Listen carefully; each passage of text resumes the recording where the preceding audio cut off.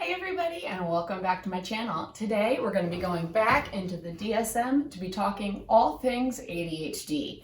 Now there are two parts of ADHD and there's a lot to talk about, so I'm going to try to skip forward into the content of this video as quickly as I possibly can. But if you're new to my channel, my name's Devin and I make videos about all things mental health and chronic illness. If you're a returning viewer, welcome back. I'm so glad to have you. Please make sure, if you haven't already, that you click the subscribe button and ring the notification bell so that way you will always know when a new video is up.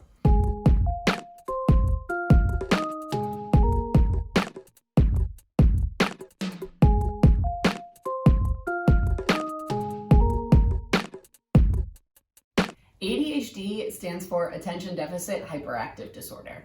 Now, there are a lot of people who distinguish between ADD, Attention Deficit Disorder, and ADHD, which has that hyperactive component. Now, the DSM does not really distinguish between the two. Both of them are under the diagnosis of ADHD, but there are two different types of ADHD. You could either have ADHD and present with inattentiveness, or you could have ADHD and present with hyperactivity and impulsivity. Or you could be one of the lucky ones and present with both. Now, according to the DSM, the definition of ADHD is a persistent pattern of inattention and/or hyperactivity impulsivity that interferes with functioning or development as characterized by either the inattention or the hyperactivity and impulsivity. The diagnostic criteria for ADHD are split into those two separate groups. You have one set of diagnostic criteria for inattentiveness and one set of criteria for hyperactivity and impulsivity. In order to be diagnosed with ADHD, you could either meet the criteria for inattentiveness or for hyperactivity or for both. But you have to meet the criteria on at least one of them to be diagnosed with this disorder. The amount of diagnostic criteria that you need to meet for both of those types of ADHD are the same. If the person is under 17 years old, they have to have at least 6 of the 9 diagnostic criteria. If they are over the age of 17, they have to have at least 5. First, we're going to focus on the diagnostic criteria for the inattentive type of ADHD. And it says that in order to be diagnosed with this type of ADHD, 6 or more of the following symptoms have persisted for at least 6 months to a degree that is inconsistent with developmental level and that negatively impacts directly on social and academic or occupational activities. It then goes on to note, the symptoms are not solely a manifestation of oppositional behavior, defiance, hostility, or a failure to understand tasks or instructions. For older adolescents and adults age 17 and older, at least 5 symptoms are required. So like I said before, if you're under 17, you have to have at least 6 of these 9 symptoms. If you're over 17, you have to have at least 5. And in order to be diagnosed with this disorder, these symptoms have to be inconsistent with the developmental level that you're on. It is very normal for a 3 or a 4-year-old to constantly interrupt and not really understand taking turns in conversations. It is not normal for a 17-year-old to do that. So you kind of have to look at the developmental level of the person, see if their actions and their behaviors are normal for their age. Is it ADHD or are they just being a kid? For both types of ADHD, there are 9 different diagnostic criteria, so I'm going to go through them kind of quickly. If you have any questions about any of them or want me to explain more, just leave it on down in the comments below and I can elaborate further. The first diagnostic criteria for inattentive ADHD, which is more commonly just known as ADD, is often fails to give close attention to details or makes careless mistakes in schoolwork, at work, or during other activities. For example, overlooks or misses details and work is inaccurate. So a person dealing with this makes very careless mistakes. They aren't paying attention to what they're doing. They're just kind of running on autopilot, going through, not really thinking about it. The second diagnostic criteria is often has difficulty sustaining attention in tasks or play activities. For example, has difficulty remaining focused during lectures, conversations, or lengthy reading. So a person dealing with this just can't focus for an extended period of time. I know sometimes when I talk to my husband, I have to force my mind to focus on what he's saying or else I can't follow. And this happens quite often with me, and it happens quite often with people with ADHD. The third diagnostic criteria is often does not seem to listen when spoken to directly. For example, mind seems elsewhere even in the absence of any obvious distraction.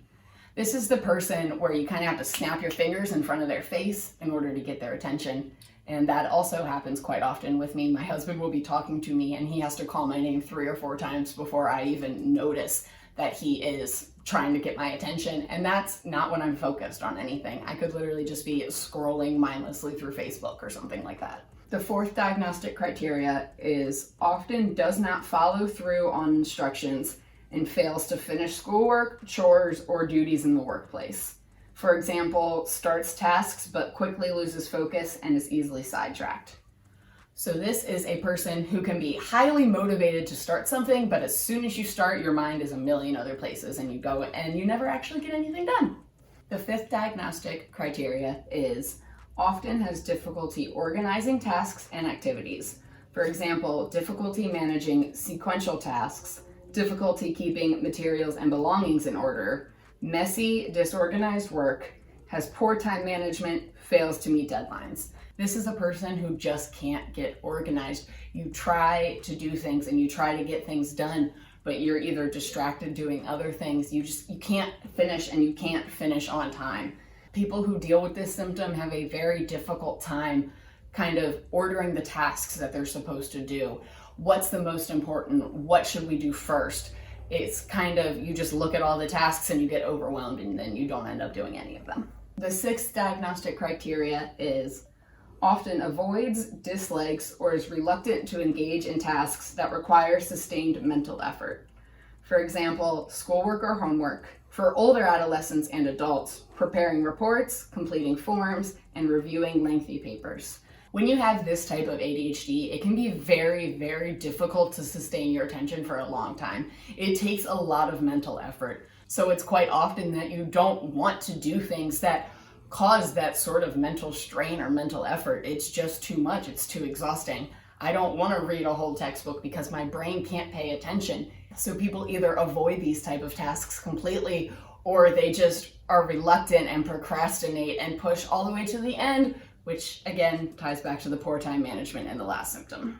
The seventh diagnostic criteria is often loses things necessary for tasks or activities. For example, school materials, pencils, books, tools, wallets, keys, paperwork, eyeglasses, mobile telephones. You just lose everything. I can put something down and it disappears. My husband makes fun of me all the time. I can never tell you where my phone is. I can never tell you where the pen I was just using was. He can literally look at me and say, hey, that thing that you had last night, do you know where it is? Couldn't tell you to save my life. Things just get lost. I'm gonna blame goblins. The eighth diagnostic criteria is often easily distracted by extraneous stimuli. For older adults and adolescents, this may include unrelated thoughts. This is kind of the joke of ADHD, the squirrel, the I can't pay attention. My parents used to make fun of me when I was younger and say I was distracted by sparkly objects because literally anything that caught my eye, I was like, ooh, what's up? And as you get older, those distractions can even become internal. So it's also you're distracted by everything around you, but your extra thoughts in your head that, I mean, when you have ADHD, you have a lot of extra thoughts going on in your head all the time. So those extra thoughts then become the distraction. And instead of being distracted by something outside, you're literally just sitting there being distracted by your own thoughts. The last diagnostic criteria for inattentive ADHD is often forgetful in daily activities. For example, doing chores, running errands. For older adolescents and adults, returning calls, paying bills, keeping appointments. I can't tell you how many doctor's appointments I have forgotten about. I can't tell you how many times I've forgotten to take my medications or forgotten to do something that I literally told my husband I would do the night before. Like, I just can't keep that information in my head, and if I don't have a reminder right in front of my face, it's gone. It's gone forever. So those are all 9 of the diagnostic criteria for inattentive ADHD. For a person to be diagnosed with this type, they would have to meet at least 6 of these diagnostic criteria if they're under 17, If they're older 17, they have to have at least 5 of these diagnostic criteria to be diagnosed with this type of ADHD. Now we're going to switch gears a little bit and move on to the second type of ADHD, the hyperactive part, the H in ADHD. The qualifications for diagnosis are the same as for the inattentive type, in the sense that if you are under the age of 17, you have to have at least 6 of these 9 diagnostic criteria to be diagnosed with this type of ADHD. If you are over the age of 17, you have to have 5 of these 9 symptoms. The first diagnostic criteria for the hyperactive type of ADHD is often fidgets with or taps hands or feet or squirms in seat. You can see that when I'm talking. My hands are constantly moving.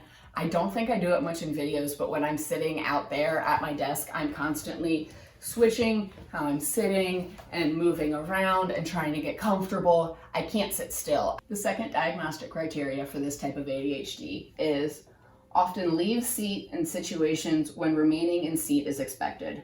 For example, leaves his or her place in the classroom, in the office or other workplace, or in other situations that require remaining in place. This is a person who just can't sit still and sit in a seat for an extended period of time. They have to get up and walk around. They may go to the bathroom simply to just get up and stretch their legs. They can't sit down for an extended period of time when it's expected to, like when you're in a work meeting or when you're in class. I know for me in long lectures, I have to get up and go to the bathroom probably at least twice because I can't sit there for that long. The third diagnostic criteria is often runs about or climbs in situations where it is inappropriate. And it has a note that says, in adolescents or adults, may be limited to feeling restless. So as children, you may not have that impulse control as down. Impulsivity is obviously a problem with ADHD. However, it's not normal to see an adult like climbing all over the tables at a restaurant or anything like that.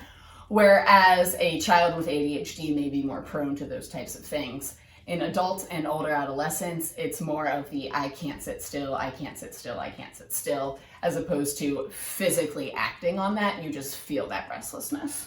The fourth diagnostic criteria is often unable to play or engage in leisure activities quietly. This is a person who either can't stop talking or needs to have music on and is probably singing along to that music while they're doing other things. You just can't be quiet. It doesn't matter what you're doing, you gotta be either talking or making some sort of noise. Maybe you're clicking, you're snapping, you're tapping your foot, something. There has to be some sort of noise. Quiet is not an option. The fifth diagnostic criteria is often on the go, acting as if driven by a motor. For example, is unable to be or uncomfortable being still for extended time, as in restaurants or meetings, may be experienced by others as being restless or difficult to keep up with. Now, this is something that has been said about me many, many times. It's like I'm constantly going, and you can kind of hear it in my voice. It's go, go, go, move, move, move. Other people can't keep up. I even walk faster than other people because I just need to keep going. And speaking of talking, the next diagnostic criteria is often talks excessively. Which, if you guys saw how long it took me to edit some of these videos because I talk so dang much. And that probably doesn't even compare to how much I talk in my actual life. I love my husband very much, and I don't know how he deals with me because he's the only person I've had in quarantine, and I just talk his ear off constantly. The seventh diagnostic criteria is often blurts out an answer before a question has been completed.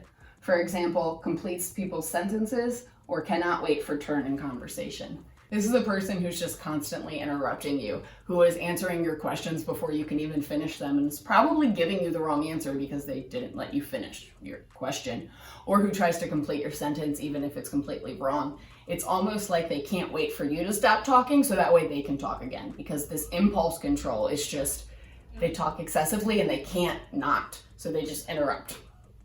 In a similar vein, the eighth diagnostic criteria is often has difficulty waiting his or her turn, for example, while waiting in line.